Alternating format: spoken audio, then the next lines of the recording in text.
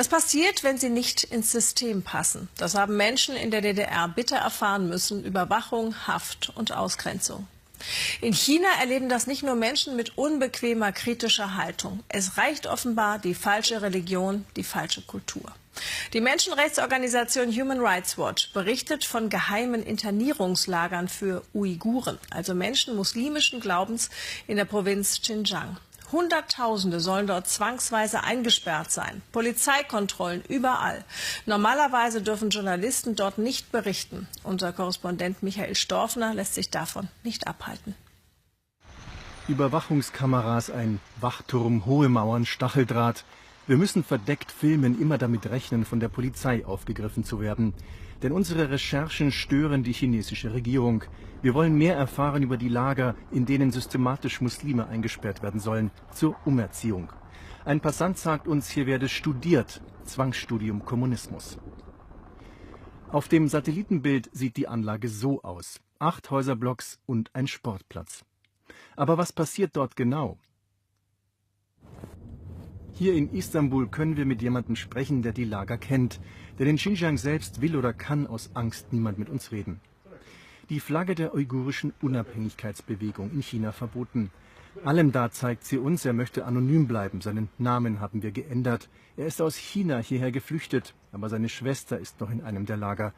Das hat er bei einem Besuch dort erlebt. Auf meiner linken Seite waren ungefähr 600 bis 700 Leute. Sie standen aufrecht und sangen ein chinesisches Marschlied. Oben war ein Schild, darauf stand Erziehungszentrum der Partei. Alle hatten diese blaue Uniform und bewegten sich nicht.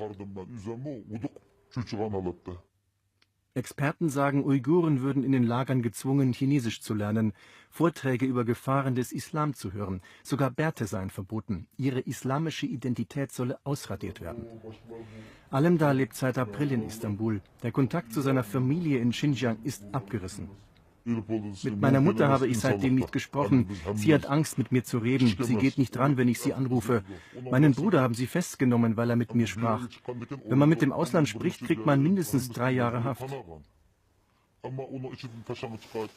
5000 Kilometer entfernt bei Stuttgart. Adrian Zenz analysiert seit Jahren das Unterdrückungssystem in der chinesischen Xinjiang-Provinz.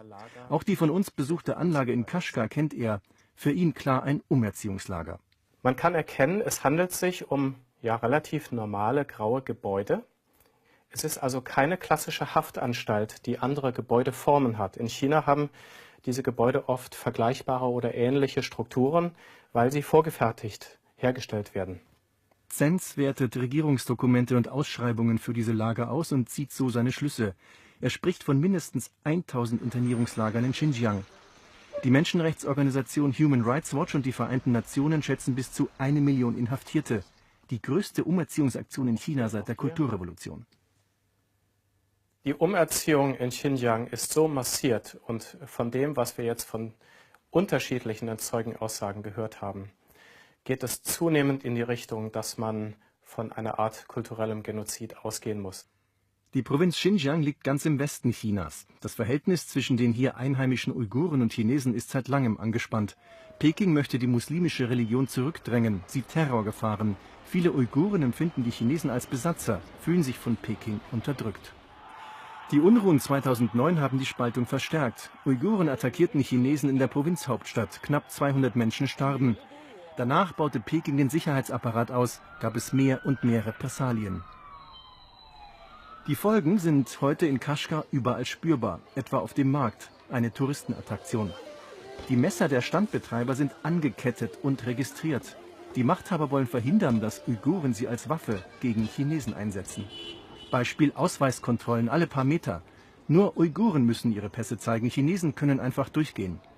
Per Zufall können wir hier die Festnahme eines Uiguren filmen. Der Grund ist unklar. Sie nehmen ihn mit. Wohin? In eins der Lager?